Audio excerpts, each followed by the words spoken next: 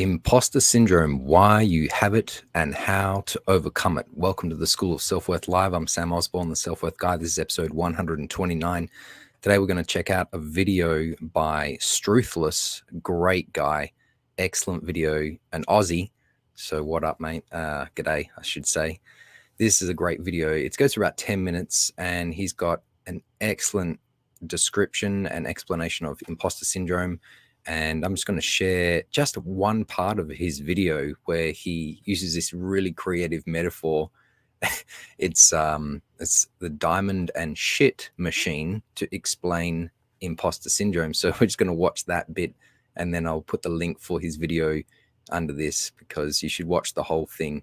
All right, let me see if I can get this happening. Here's the metaphor for imposter syndrome.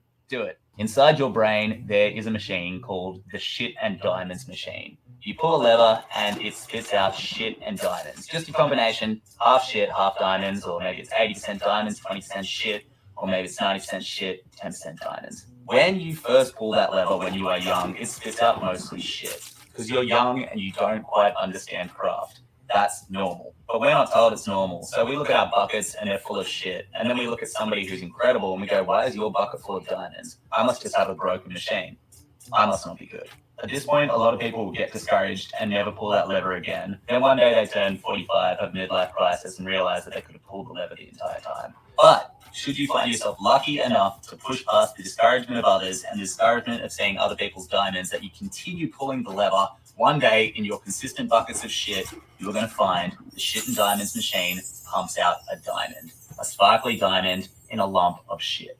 You look at this and you're like, holy smokes, oh my God, I finally produced my first diamond. So you go and show it to someone and they go, well, I still see 99% shit. They can't see the diamond and you're like, wow, look at it, look at it. This is also a point where a lot of people just stop pulling the lever. The first time they see their own potential and it's not rewarded. The best case scenario is for the child to continue pulling the lever until they eventually see 2 diamonds, then 3 diamonds, then 4, then 5, then 6 diamonds in a bucket of shit. The shit to diamond ratio is starting to change. Seeing all these diamonds is very, very encouraging, but the world still kind of sees a bucket of shit. Then one day, maybe like 15 odd years into cranking that lever, the diamonds outweigh the shit. The machine cranks out more diamonds than it does shit. And people really pay attention for the first time. And this is the moment that people start to get any kind of outward success. And it's a weird feeling because people give you attention for the diamonds, but in your head, you're like, but I've been making shit for years.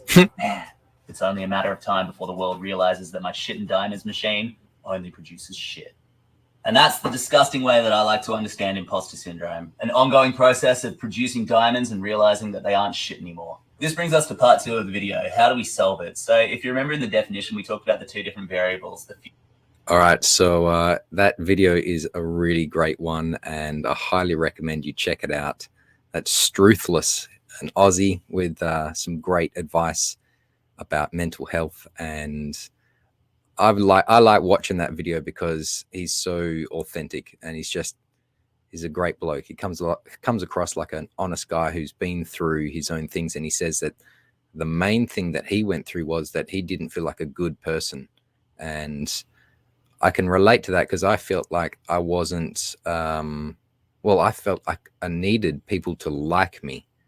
So that's kind of similar in the sense that we have these ideas about ourselves, but really if we dig deep, there's a reason underneath why we have these feelings, and usually it comes down to we don't feel lovable, which is what Struthless goes on to say. So make sure you check out Struthless's video on imposter syndrome, why you have it and how to overcome it. It's really great, quite entertaining. And if you've enjoyed this video, I've got a free gift for you. It's called Crush Imposter Syndrome Forever, the starter kit for bulletproof confidence. And you can get it at samosborne.com/starter kit, or it's in the links above or below, depending on where you're watching this.